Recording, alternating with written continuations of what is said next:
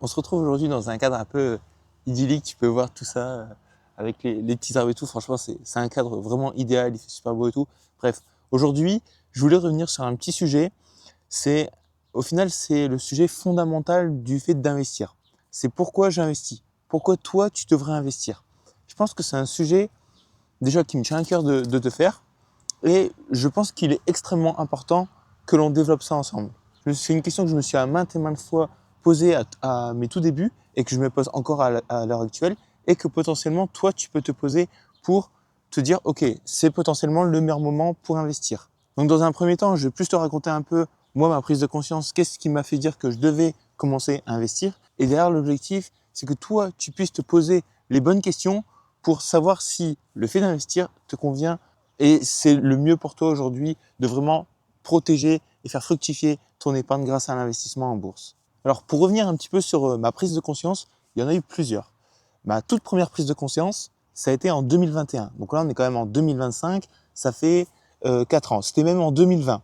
Ouais, principalement en 2020, 2021, quand justement, oui, c'était 2021 quand justement il y a l'inflation qui est fortement partie à l'os. Moi, à cette période-là, j'étais apprenti, j'arrivais à mettre de l'argent de côté et j'ai pris conscience de deux choses. Premièrement, je mettais de l'argent de côté, donc c'est de l'épargne qui littéralement dormait. Et deuxièmement, j'ai pris conscience également, je pense que tu l'as vu, il y a une hausse énorme de l'inflation qui est arrivée en Europe, à travers le monde entier, également aux États-Unis.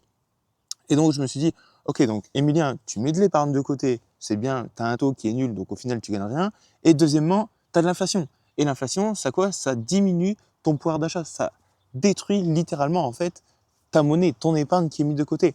Et j'ai un bel exemple par rapport à ça. J'avais fait pas mal de recherches et j'ai découvert qu'en fait, imaginons, tu as un capital de 50 000 euros. L'objectif de la BCE, pour t'expliquer rapidement, c'est la Banque Centrale Européenne. Donc c'est celle qui a pour objectif, donc c'est la Banque Centrale en Europe qui a pour objectif de maintenir un niveau d'inflation qui est stable. Son objectif, c'est combien? C'est 2%. Avec une inflation annuelle de 2% par an sur 30 ans, ton capital de 50 000 euros, dans 30 ans, il va valoir combien? 50 000 euros. Ça bouge pas. Par contre, ce capital-là qui est laissé sur un compte courant, en termes réels, c'est-à-dire de pouvoir d'achat réel, ce que ton argent vaut réellement, ce sera autour de 27 000 euros. Donc, juste avec une inflation de 2% par an, en laissant dormir ton argent dans un compte courant, tu diminues ton pouvoir d'achat par deux. Et quand j'ai compris ça, je me suis dit, putain, Emilia, désolé du terme, mais Emilia, il faut que tu investisses, il faut que tu fasses développer ton pouvoir d'achat. C'est pour ça que quand tu investis, déjà, ton premier objectif, évidemment, c'est pas de perdre de l'argent. Ton deuxième objectif, c'est de battre au moins le niveau de l'inflation. Comme ça, tu développes réellement là ton pouvoir d'achat. Deuxième élément également que je veux te partager ici, bon là c'est quand même un peu plus personnel, mais bon, ça me tient à cœur aussi de te le partager, c'est de voir mes parents qui bossent comme des fous. Donc franchement, énormément de respect, de gratitude pour tout ce qui nous offre à mes frères et sœurs. Au-delà de ça, moi je me suis toujours demandé comment je pouvais justement développer mon capital, même si tu veux des revenus actifs importants, évidemment, tu es obligé de travailler, même si tu travailles intelligemment, tu es obligé de travailler avec acharnement. De toute façon, il n'y a que le travail qui paye. Mais au-delà de juste travailler comme un malade, je me dis, est-ce que tu es prêt à travailler déjà pour quelque chose qui potentiellement ne te plaît pas toute ta vie? Non, clairement pas. Tu vois, moi j'avais pour objectif déjà de faire ce que j'aime, ce que j'apprécie, et deuxièmement, de me dire, ok, j'investis, mais comme ça, moi, dans 30 ans, dans 25-30 ans, quand j'aurai l'âge de mes parents aujourd'hui, ça va être différent. Pourquoi? Parce que j'aurai investi une grosse partie de mon capital. Et le fait d'avoir investi une grosse partie de mon capital, ça va me permettre d'ailleurs d'utiliser cet argent pour voyager, pour aider des associations, aider d'autres personnes, pour investir dans d'autres projets, etc., etc. Il y a plein de possibilités. Moi, au-delà de juste investir, je pense que tu l'auras compris, c'est également le côté de liberté. Il y en a, ils veulent pas forcément une liberté, ils veulent des revenus passifs, ok. Il y en a, ils veulent préparer au mieux leur retraite, tant mieux pour eux. Il y en a, c'est pour investir dans d'autres projets, ok.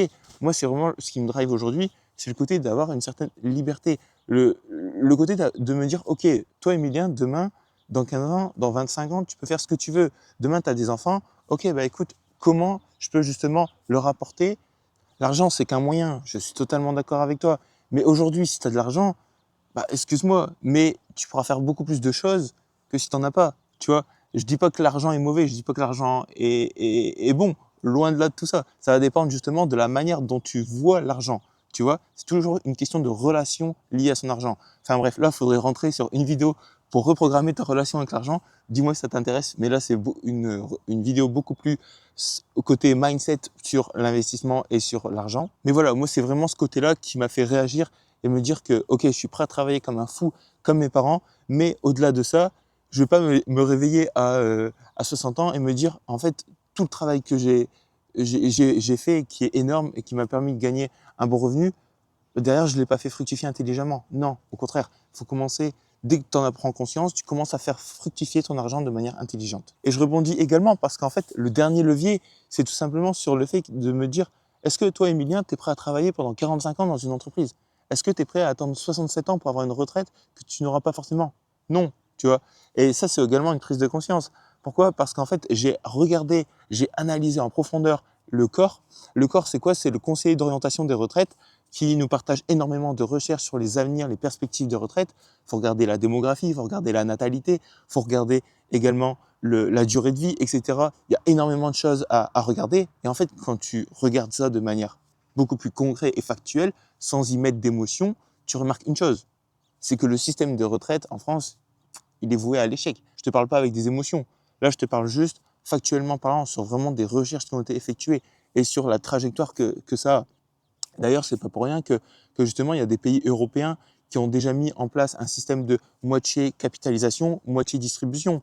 Et c'est pas pour rien également que là, récemment, en Europe, au niveau de la Commission européenne, on a parlé potentiellement de mettre en place un système de retraite par capitalisation, en tout cas une petite partie à travers l'Europe. Donc quand tu prends réellement conscience de ça, tu te dis, ok, en fait, moi, je vais être le maître, mon propre maître de mes finances. Je veux savoir gérer mes finances plus tard. Je veux me dire que demain, je vais atteindre tel ou tel résultat parce que aujourd'hui, je sais quoi mettre en place, je le mets en place et derrière, je fais des actions qui sont également mesurables, quantifiables pour continuellement améliorer ça et atteindre mes objectifs sur le long terme. En tout cas, je veux juste pas subir, mais je veux être actif de mon propre avenir. Je pense également que toi, tu vas être aussi le propre maître de ton avenir financier. Et pourquoi je te dis ça? Parce qu'en fait, si tu vois les 3 points que je t'ai expliqués précédemment, c'est tout simplement mon pourquoi. Et le pourquoi aujourd'hui, c'est ce qui va vraiment driver les actions que tu vas mettre en place. C'est vraiment ce qui va t'accompagner et te diriger à atteindre ces objectifs. Parce que si tu as un pourquoi qui est vraiment fort et que tu as mis en place ta stratégie d'investissement en bourse, peu importe la situation du marché, peu importe qu'il y ait une baisse, qu'il y ait une hausse, peu importe, en fait, tu auras toujours cette vision long terme et tu sais que tu es là sur du long terme. Donc, à aucun moment, tu vas faire des erreurs émotionnelles, psychologiques que font la majorité des débutants parce qu'ils ne savent pas réellement ce qu'ils font. À partir du moment où tu as un pourquoi, tu sais que tu es dans la danse et que tu es là sur du long terme, tu vois. Alors, je sais pas d'ailleurs, je fais une petite pause, je sais pas si justement la qualité de ma tête, elle est pertinente parce que c'est la première fois que je fais un vlog facecam comme ça dans la nature. Donc, vous me direz s'il faut que je rajoute d'autres choses ou que j'améliore un peu ça. En tout cas, ton pourquoi, c'est réellement lui qui va te donner une vision claire. Par exemple, en fonction de ton horizon de placement, en fonction de ton aversion au risque, en fonction de tes objectifs, ta manière d'investir, elle va être différente. Ça, il faut également le prendre en compte. Et chaque personne qui souhaite investir aura des objectifs différents, aura une aversion au risque différente. Et ça, il faut vraiment le prendre en compte quand tu vas mettre en place ta stratégie d'investissement. Et le troisième élément clé à prendre en compte, c'est que ta stratégie, elle doit vraiment être alignée avec tes objectifs. Il faut que tu restes motivé. Et là, je te parle de motivation, mais je pourrais allier ça davantage avec de la discipline. Pourquoi? Parce que quand tu investis sur du très long terme, où tu veux vraiment bâtir quelque chose de concret, et on va dire grâce à la passivité, notamment grâce aux ETF, il faut être discipliné. Parce qu'aujourd'hui, beaucoup de ce que tu vois sur les réseaux sociaux, c'est achète telle ou telle action, vas-y, tu vas gagner autant et tout. C'est excitant parce que tu te dis, oh, vas-y, je vais acheter cette action, elle va monter et tout. Mais quand tu es dans les faits, quand tu achètes, crois-moi, tu as toujours ce stress au fond de toi qui te dit quand acheter, quand vendre, pourquoi ci, pourquoi ça. Et ça peut littéralement, à cause de ta psychologie, détruire toutes tes performances sur le long terme. Sauf que nous, ce qu'on veut, c'est pas juste jouer en bourse. Nous, ce qu'on veut, c'est bâtir quelque chose de concret, bâtir un patrimoine qui, demain, pourra être utilisé pour investir dans des projets personnels, dans le fait que tu puisses voyager, etc. Tout ce qui te tient à cœur. Retiens bien que donc l'investissement, c'est vraiment une vision long terme et les résultats ne se voient pas forcément tout de suite. C'est pour ça qu'il faut vraiment axer le côté gratification différée. Après, tu peux mettre en place des petites réussites quotidiennes, comme te dire, enfin hebdomadaire ou mensuel. Ok, j'ai suivi mon portefeuille, ok, j'ai fait une bonne analyse, ok, j'ai réussi ça, j'ai réussi ça. Pour que tu puisses avoir une certaine gratification de réussite et que tu dises, ok, bah en fait, j'avance vers mes objectifs, même si les résultats se font pas encore tout de suite. Parce que vraiment, quand tu investis sur de l'investissement, c'est un peu comme le sport où tu n'as pas les résultats tout de suite. Faut attendre. Le sport, normalement, ça vient plus vite. Au bout de quelques années, 2, 3 ans, tu as une belle différence, alors que la bourse, c'est vraiment sur du 10, 15 ans. Tu vois, c'est vraiment la différence qu'il faut avoir. Maintenant, comme je t'ai dit, ça, c'était vraiment mon côté prise de conscience. Toi, quelle pourrait être ta prise de conscience? Tu as plusieurs questions à te poser. Alors, je les ai notées là, les différentes pourquoi. Déjà, c'est pourquoi tu souhaites investir? Quel est ton réel désir? Ensuite, qu'est-ce que tu veux également éviter dans la vie? Tu vois, parce qu'il y a des choses que tu veux éviter et le fait d'investir, ça peut te permettre de sortir de cette galère.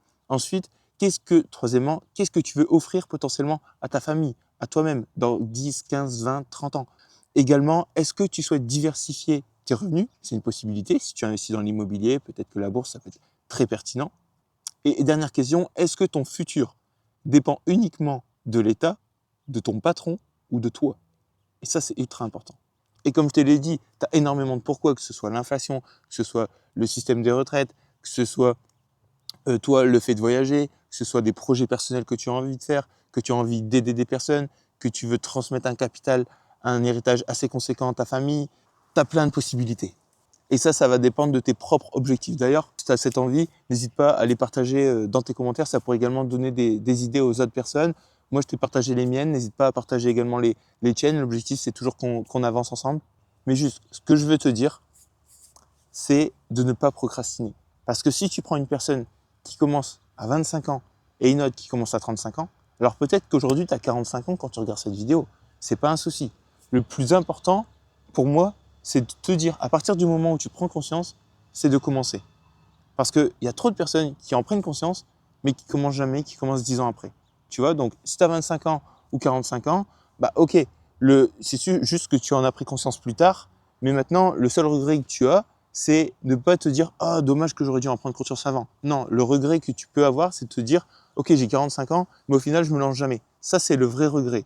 Tout ça pour te dire que si tu prends une personne qui commence à 25 ans versus une personne qui commence à 35 ans et qui ont un objectif d'atteindre 60 ans avec la même performance annuelle sur le même nombre d'années, mais juste avec 10 ans d'écart, et ben la différence elle est monstrueuse. C'est-à-dire que celui qui commence à 25 ans, en fonction de la performance du marché, hein, moyenne historique, cette personne-là, elle fait x6,5 sur son patrimoine. Alors que l'autre personne, elle fait x2,5. Tu te rends compte? Juste parce que cette personne-là a commencé 10 ans plus tard.